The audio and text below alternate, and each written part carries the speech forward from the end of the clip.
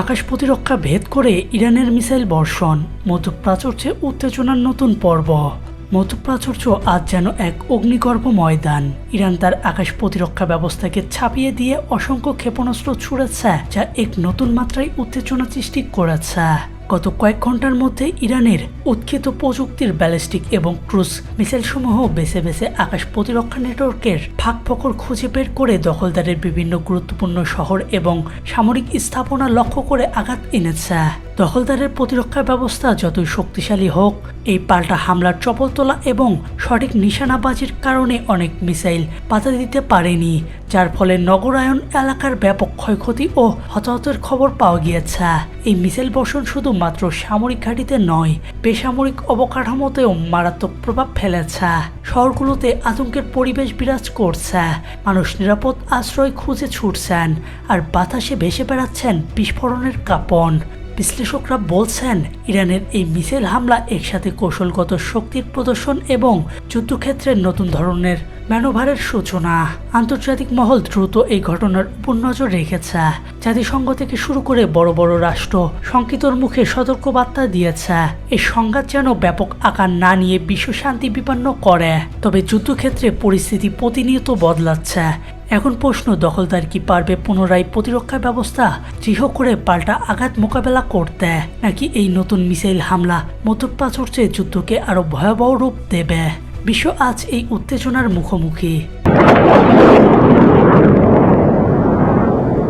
বিশ্ব থমকে গেছে। ইরানের 3 শতাধিক ক্ষেপণাস্ত্রের মহা আঘাতে কাঁপছে দখলদার। বিশ্ব আবারও উত্তাল। মধ্যপ্রাচ্যর আকাশ ছিঁড়ে রাতের অন্ধকারকে চিরে একের পর এক ভয়ঙ্কর ক্ষেপণাস্ত্র ছুটে গেল দখলদারের দিকে। ইরান ছুড়েছে 1.5 শতাধিক ব্যালিস্টিক ক্রুজ ক্ষেপণাস্ত্র। অপারেশন ট্রু প্রমিস 3 ইতিহাসের পাতায় রক্তে লিখে দিয়েছে নতুন এক অধ্যায়। এ যেন এক সশস্ত্র প্রলয়। তেল আবিব, হাইফা, আশকেলন থেকে শুরু করে রাজধানী জেরুজালেম, কোথাও নেই স্বস্তির নিঃশ্বাস। সাইরেনের আওয়াজে কেঁপে উঠেছে পুরো দখলদার রাষ্ট্র। আতঙ্কে ছুটছে হাজার হাজার মানুষ বাংকারের দিকে বাঁচার আশায়। দখলদারের আকাশ প্রতিরক্ষা ব্যবস্থা, আয়রন ডোম, ডেভিড স্লিং, অ্যারো 3 সবই সক্রিয় ছিল, কিন্তু এত বড় মিসাইল ঢেউ সামলানো কি সহজ? কয়েক ডজন ক্ষেপণাস্ত্র ঠিকই আঘাত এনেছে নির্ধারিত লক্ষ্যবস্তুতে। বিদ্যুৎ কেন্দ্র, সামরিক ঘাঁটি এবং কিছু গুরুত্বপূর্ণ স্থাপনায় বিস্ফোরণ ঘটেছে। রাজধানী জেরুজালেমের একাধিক এলাকায় দেখা দিয়েছে ব্ল্যাকআউট। এ পর্যন্ত বেশ কিছু হতাহতের খবর নিশ্চিত করেছে স্থানীয় কর্তৃপক্ষ। আহত শতাধিক। সরকারি ও সামরিক ভবনগুলোতে জারি করা হয়েছে সর্বোচ্চ সতর্কতা। এমনকি প্রধানমন্ত্রী নেতানিয়াহু আশ্রয় নিয়েছেন বিশেষ নিরাপত্তা বাংকারে। ইরান ঘোষণা দিয়েছে, এই প্রতিরোধের শেষ এখানেই নয়।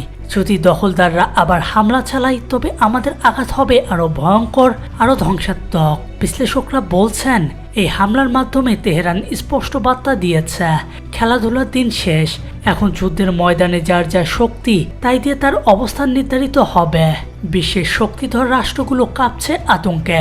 হোয়াইট হাউস থেকে পেন্টাগন, জাতিসংঘ থেকে ইউরোপীয় ইউনিয়ন, সবাই চাইছে দুই পক্ষ যেন আর না এগোয়।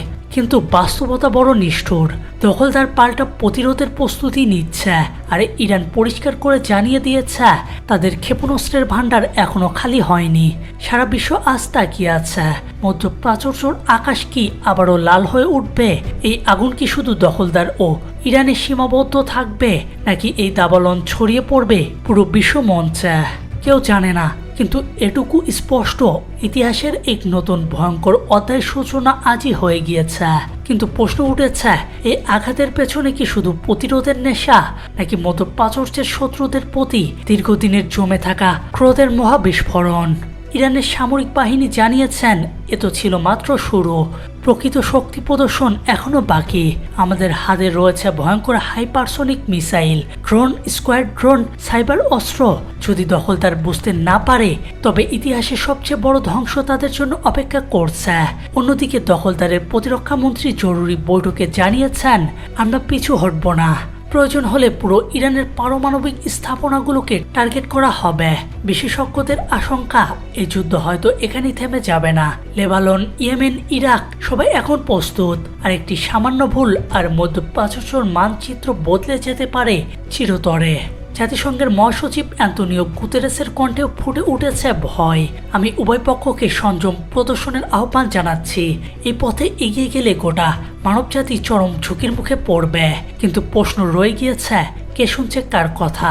কার কণ্ঠে শক্তির আহ্বান আর কার কণ্ঠে গর্জনে যুদ্ধের দামামা? বিশ্বের সামরিক উপগ্রহগুলো এখন তীক্ষ্ণ নজর রেখেছে তেহরান থেকে তেল আবিব। কে প্রথম পরমাণু অস্ত্রের সুইচ চাপবে? কে শুরু করবে এই মহাযুদ্ধ যা শেষ করতে পারে কোটি কোটি প্রাণ? ওয়াশিংটন, মস্কো, বেজিং, বিশ্বের সব শক্তিধর রাষ্ট্র এক অবিশ্বাসের ছায়ে নিয়ন্ত্রিত। কারো মুখে নেই প্রত্যাশার হাসি, সবার মুখেই শুধু প্রশ্ন, এবার কি হবে? কেউ জানে না, কিন্তু আকাশ জানে। যেখানে এখনো ভেসে বেড়াচ্ছে ধোঁয়া, আগুন, বিস্ফোরণের শব্দ, বিশ্ব জানে এই রাত হয়তো আরেকটি মহাযুদ্ধের সূচনা। এক যুদ্ধ যা বদলে দিতে পারে পুরো মানব সভ্যতার ইতিহাস। আমরা কি আর কখনো শান্ত সকাল দেখতে পাবো, নাকি এই পৃথিবী ঢেকে যাবে আগুনের লেলিহান শিখায়? উত্তর দেবে সময়, আর সেই সময় খুব কাছে চলে এসেছে। Every other country celebrates their victories. It's about time. ইরানের বিরুদ্ধে যুদ্ধজাহাজ পাঠাচ্ছে যুক্তরাষ্ট্র। পারস্য উপসাগরে যুদ্ধের ছায়া, মধ্যপ্রাচ্যের আকাশ জুড়ে এখন যুদ্ধের গন্ধ। পারস্য উপসাগরের বুকে তুলছে সামরিক উত্তেজনার ঢেউ, কারণ যুক্তরাষ্ট্র ঘোষণা করেছে ইরানের বিরুদ্ধে সামরিক প্রস্তুতি আরও জোরদার করতে বিশাল নৌবহর পাঠানো হচ্ছে। আজ সকালে মার্কিন প্রতিরক্ষা দপ্তর পেন্টাগন নিশ্চিত করেছে 2টি গাইডেড মিসাইল ডেস্ট্রয়ার এবং একটি পারমাণবিক সাবমেরিন পারস্য উপসাগরের দিকে যাত্রা করেছে। এছাড়াও বিমানবাহী রণতরী ইতিমধ্যে মধ্যপ্রাচ্যে অবস্থান করছে। এই পদক্ষেপ এমন সময়ে নেওয়া হলো যখন ইরানে বিপুল ক্ষেপণাস্ত্র হামলার পর দখলদার ও যুক্তরাষ্ট্র জোট চূড়ান্ত সতর্কতায় রয়েছে। পেন্টাগন জানিয়েছে, আমরা এই অঞ্চলে পূর্ণ যুদ্ধ প্রস্তুতি নিচ্ছি। ইরান যদি আবারও আগ্রাসী পদক্ষেপ নেয় তাহলে মার্কিন বাহিনী উপযুক্ত জবাব দেবে। এরই মধ্যে পারস্য উপসাগর ও হরমুজ প্রণালীর আশেপাশে মার্কিন ড্রোন ও নজরদারি বিমান টহল দিচ্ছে।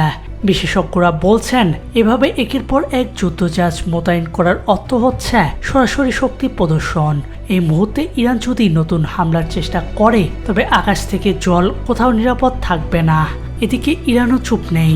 তেহরান বলছে, আমাদের সীমান্তের কাছে যে কোনো মার্কিন যুদ্ধজাহাজ লক্ষ্যবস্তুতে পরিণত হবে।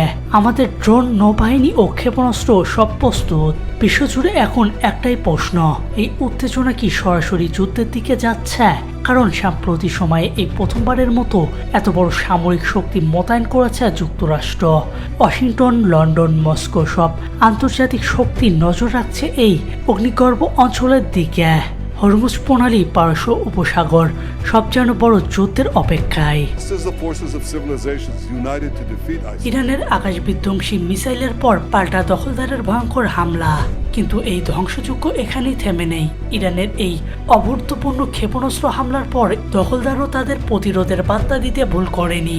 তেল আবিবের সামরিক কন্ট্রোল রুম থেকে রাতভর চলেছে পরিকল্পনা।